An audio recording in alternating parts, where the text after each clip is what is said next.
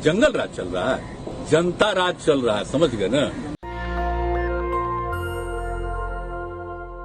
नमस्कार, मैं शंभू कुमार सिंह और आप देख रहे हैं नेशनल दस्तक। आज की 2-3 बड़ी खबरें हैं। सपा और बसपा के बीच दूरी बढ़ रही है, ऐसा ट्विटर पर जब आप देखेंगे तो लगता है। वहीं ममता बनर्जी ने कहा है कि अखिलेश यादव, नीतीश कुमार, हेमंत सोरेन से उनकी दूरी जो है वो घट रही है। नीतीश कुमार एक बड़े अलायंस की तरफ बढ़ रहे हैं। दिल्ली आने के बाद उन्होंने अरविंद केजरीवाल, शरद पवार, सीताराम येचुरी, अखिलेश यादव से मुलाकात की है। वहीं मीडिया को भी नीतीश कुमार ने बड़ा झटका दिया है और साफ साफ कहा है कि मीडिया जो है वो किसके हाथ से खेल रही वो हम सब जानते हैं और बिहार में जंगल राज नहीं बल्कि जनता का राज है। एक नया उन्होंने स्लोगन दिया है। वहीं राजपथ का नाम बदल के कर्तव्य पथ कर दिया गया और भारत के स्वतंत्रता सेनानी, वीर स्वतंत्रता सेनानी, इस देश के लिए जान कुर्बान करने वाले सुभाष चंद्र बोस को बीजेपी ने सम्मानित किया है। अच्छी बात है। इन तमाम मुद्दों पर बात करेंगे जो बहुत जरूरी है। सबसे पहले बात नीतीश कुमार की। नीतीश कुमार ने साफ साफ आज कहा कि बिहार में जंगल राज नहीं है, जनता का राज है। जो लोग जंगल राज कह रहे हैं वो अपना सोच ले, हमें ऐसा नहीं लगता है। और ये बात सबसे ज्यादा सोशल मीडिया पर वायरल हो रहा है। सवाल है कि क्या विपक्ष के नेता मीडिया पर पलटवार करना उन्होंने शुरू कर दिया है। और जब मीडिया पर पलटवार होता है तो यकीन मानिए कि बहुजन समाज में खुशी की लहर दौड़ पड़ती है। तो ये नीतीश कुमार का वीडियो देखिए, उसके बाद इस पर चर्चा करेंगे। ये बहुत ही महत्वपूर्ण वीडियो है। कहाँ जंगल राजा है, कौन जगह हो रहा, यहाँ पर कहीं कोई घटना घट गई तो आप जरा बता दीजिए। तो इस दुनिया में कोई देश है, इस देश में कोई राज्य है जहाँ पर कोई झंझट आपस में नहीं करता। जंगल राज चल रहा है, जनता राज चल रहा है, समझ गए ना। एक बात जरा बताइए, कहाँ जंगल राजा है। तो सोचिए, इस देश की मीडिया का कैरेक्टर समझिए कि जब बीजेपी शासित राज्यों में कोई घटना हो तो सिस्टम की फेलियर है, उस पर बात भी नहीं होती है। जब गैर बीजेपी शासित राज्यों में घटना हो तो उसके लिए उस देश का मुख्यमंत्री, उप मुख्यमंत्री और व्यवस्था जिम्मेदार है। मीडिया सवाल पूछ रही है विपक्ष से, अच्छी बात है। अब दूसरी बड़ी खबर है कि इसको काउंटर करना जो है वो बहुजनों ने शुरू कर दिया है। लेकिन आज ममता बनर्जी का जो बयान है वो सबसे ज्यादा सोशल मीडिया पर वायरल हो रहा है। ये सुनिए। ওদিকে নীতিশ জি আছে, ওদিকে অখিলেশ আছে, ওদিকে হেমন্ত আছে, ওদিকে আমি আছি, ওদিকে আমাদের বন্ধুরা আছে, সর্বত্র আছি আমরা। সব এক হয়ে যাবে দেখবেন। আর 275 না 80 আর 300 নিয়ে একসাথে। ওদিকে নীতিশ জি আছে, ওদিকে ममता बनर्जी ने कहा है कि 96 सीट तो हम ऐसे ही उनको हरा रहे हैं अगर हम सब एकजुट हो जाए तो सोचिए कि नीतीश कुमार ने अपनी बाजी चल दी है। लालू यादव स्क्रिप्ट लिख रहे हैं, वो तय कर रहे हैं कि किससे कब कहां कैसे मिलना है। अब बच रहे हैं सिर्फ नवीन पटनायक और उसके बाद जगन मोहन रेड्डी, जिससे भी मुलाकात होनी तय है। दूसरी बड़ी खबर है, प्रधानमंत्री ने आज कर्तव्य पथ नाम कर दिया है राजपथ का और सुभाष चंद्र बोस की मूर्ति का अनावरण किया। अच्छी बात है। लेकिन सवाल है कि एससी एसटी ओबीसी माइनॉरिटी के नेता कब इस तरह से आइडियोलॉजी की राजनीति करेंगे। बीजेपी सड़क बनाना, स्कूल बनाना, बेरोजगारी दूर करना, भुखमरी दूर करना, गरीबी दूर करना, स्कूल अस्पताल उसके मुद्दे में नहीं है। उसके मुद्दे में है गाय, गोबर, गौमूत्र और आइडेंटिटी पॉलिटिक्स। शेड्यूल कास्ट राष्ट्रपति, शेड्यूल ट्राइब राष्ट्रपति, कभी सरदार पटेल की मूर्ति, चंद्रशेखर आजाद का सम्मान और सुभाष चंद्र बोस का सम्मान। सवाल है कि कौन सम्मान नहीं करता इनका। कोई है ऐसा देश में जो सुभाष बाबू का सम्मान नहीं करेगा? कोई है ऐसा देश में जो अंग्रेजों की गुलामी याद रखना चाहता है? सवाल यह है कि बीजेपी के जो आइडियोलॉजी है और आरएसएस पर बहुत दाग हैं, बहुत धब्बे हैं। आजादी की लड़ाई में उसकी भूमिका संदिग्ध रही है, तो बीजेपी उसे मिटाने की कोशिश कर रही है और बीजेपी को एक करना भी चाहिए, उनका हक है। लेकिन सवाल है कि जो एससी एसटी ओबीसी माइनॉरिटी के नेता है वो क्या कर रहे हैं? क्या वो इस खेल को समझ रहे हैं? उनके प्राथमिकता में क्या उनका आइडियोलॉजी है? जैसे स्टालिन की आइडियोलॉजी है। स्टालिन क्या कर रहे हैं? स्कूल भी बना रहे हैं, अस्पताल भी बना रहे हैं और पेरियार के आंदोलन को भी आगे बढ़ा रहे हैं। वो कह रहे हैं कि हर जाति का जज हो। ये SC ST OBC माइनॉरिटी का नेता नहीं बोल रहा है, वो कह रहे हैं कि हर जाति का पुजारी हो, एग्जाम हो। और SC ST OBC माइनॉरिटी का कोई नेता इस तरह की बातें नहीं बोल रहा है। स्टालिन कह रहे हैं कि मंदिर की संपत्ति पर सरकार का कब्जा होगा। स्टालिन कह रहे हैं कि हम अंग्रेजी स्कूल बनाएंगे। तो सोचिए, आइडियोलॉजी की राजनीति को साथ साथ चलाना पड़ेगा। ये बात तो तय है कि SC ST OBC माइनॉरिटी के जो लोग हैं उनको विकास भी चाहिए, लेकिन सोचिए इस देश के जो सवर्ण समाज है उनके लिए क्या है राजनीतिक मुद्दा? उनके लिए राजनीतिक मुद्दा है मुसलमान टाइट रहे, आरक्षण खत्म हो, जाति व्यवस्था बरकरार रहे, मनुस्मृति लागू हो। वो आरक्षण को पसंद नहीं करते हैं, वो संविधान को पसंद नहीं करते हैं। मौखिक रूप से अगर उनकी बात करें, सच सच बात करें, तो वो संविधान में संशोधन नहीं चाहते, बदलना चाहते हैं। पब्लिक प्लेटफॉर्म पे ये बातें होती रही है कि संविधान को बदल दिया जाए। तो संविधान बचाने की जिम्मेदारी किनकी है? उन लोगों की है जिनको संविधान से मिला है बहुत सारी चीजें। आज संविधान की वजह से ही एक OBC की बेटी ने नीट में टॉप किया है पूरे देश में, जो OBC समाज से है। तो सोचिए, वहीं दूसरी तरफ कांग्रेस ने बहुत गलतियां की है। कांग्रेस ने अपने परिवार के आसपास के अलावा किसी के बारे में सोचा ही नहीं। सब जगह नेहरू, गांधी, नेहरू, इंदिरा, राजीव चलता रहा। बीजेपी उसी का फायदा उठा रही है। लेकिन सवाल वाजिब वही है, राष्ट्र का सम्मान, राष्ट्र के प्रतीकों का सम्मान, स्वतंत्रता सेनानियों का सम्मान बहुत अच्छी बात है। लेकिन सवाल वही है कि क्या ये सब उस नियत से किया जा रहा है जिसमें इनका सम्मान छुपा है, या राजनीति है? लोगों को गुमराह करने की कोशिश है, बेरोजगारी से ध्यान भटाने की कोशिश है। युवाओं को रोजगार चाहिए, इस देश को स्कूल अस्पताल चाहिए। जिनके परिवार कोरोना में मरे हैं, जो बच्चे अनाथ हुए हैं, उनकी रखवाली कौन करेगा? किसानों को MSP कौन देगा? ये वो तमाम सवाल हैं जो इस देश को, मीडिया को पूछना चाहिए था। सोचिए, मायावती क्या कर रही थी? मायावती अंबेडकर पार्क बना रही थी, मायावती जी स्कूल बना रही थी, मायावती जी फूले पेरियार अंबेडकर की मूर्तियां लगा रही थी। ये कौन लोग थे? बाबा साहब स्वतंत्रता सेनानी भी थे और आधुनिक भारत के निर्माता भी थे। सावित्रीबाई फुले, ज्योतिबा फुले स्वतंत्रता सेनानी भी थे और आधुनिक भारत के निर्माता भी थे। बुद्ध के देश से ही पहचाना जाता है। कबीर उस समय लड़ रहे थे जब इस देश में मुगल थे। रविदास महाराज उस समय लड़ रहे थे जब इस देश में मुगल थे। कौन लोग मुगलों की दरबारी कर रहे थे, चापलूसी कर रहे थे?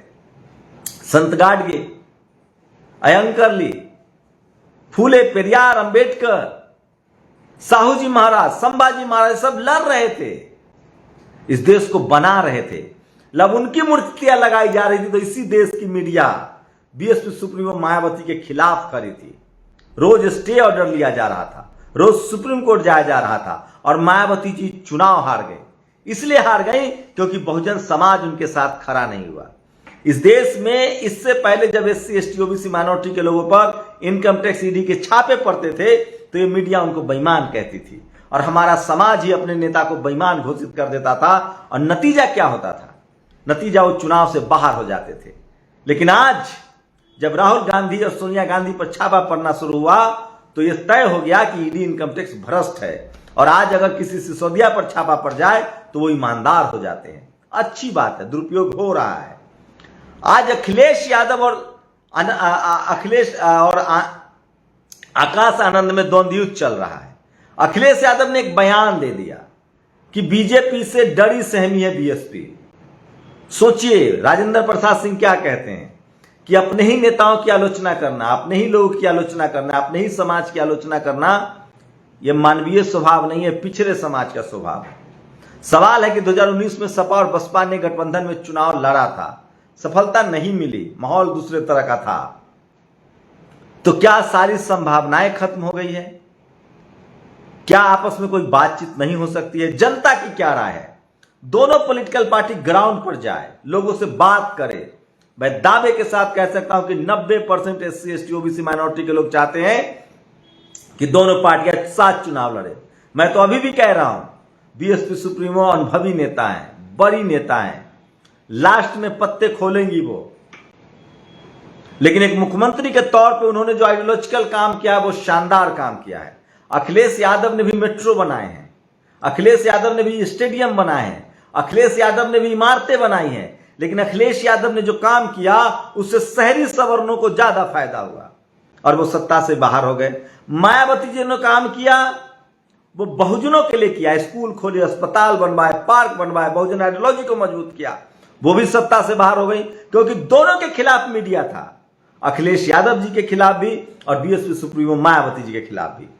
और यकीन मानिए अगर सपा और बसपा चुनाव लड़ती है एक दूसरे के खिलाफ तो बीजेपी क्लीन स्वीप करेगी, समाज की दिक्कतें वहीं रहेगी। मुझे लगता है कि एससी एसटी ओबीसी माइनॉरिटी के नेताओं को आपसी मनमुटाव बुलाकर एक मंच पर इस समाज, कम्युनिटी के लिए आना चाहिए, संविधान के लिए आना चाहिए। ये 90% लोग की प्रतिक्रिया है।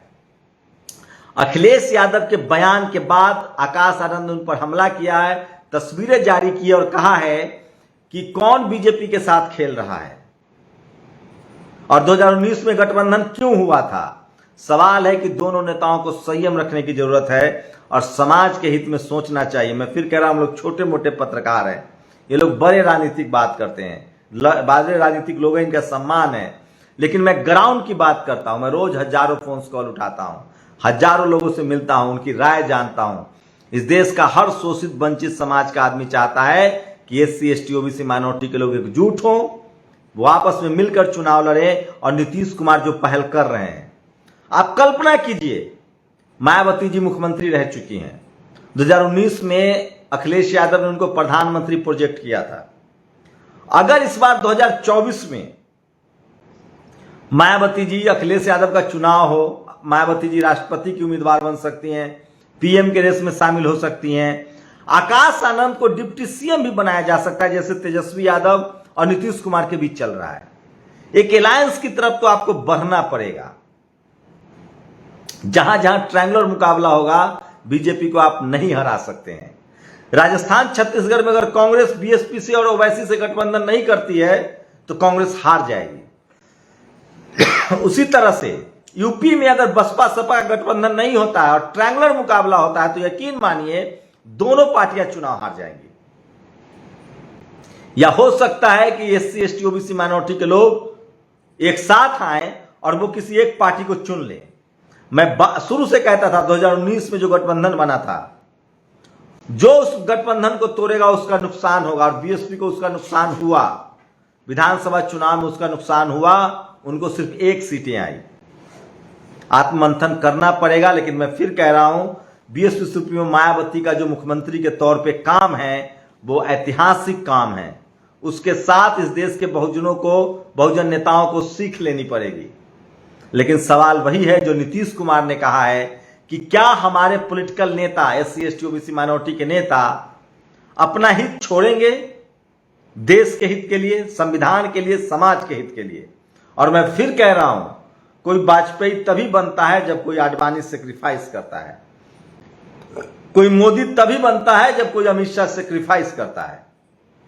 और ये सब पर लागू। जिस दिन एससी एसटी ओबीसी माइनॉरिटी के नेताओं ने समाज के हितों को आगे रखना शुरू कर दिया, वो दौर था, आज मैं फिर शरद यादव का इंटरव्यू कर रहा था, वो दौर था कर्पूरी ठाकुर हो, जगजीवन बाबू हो, मान्यवर कांसीराम साहब हो। सोचिए आज बीजेपी क्या कर रही है, मान्यवर कांसीराम साहब का फार्मूला अपना रही है।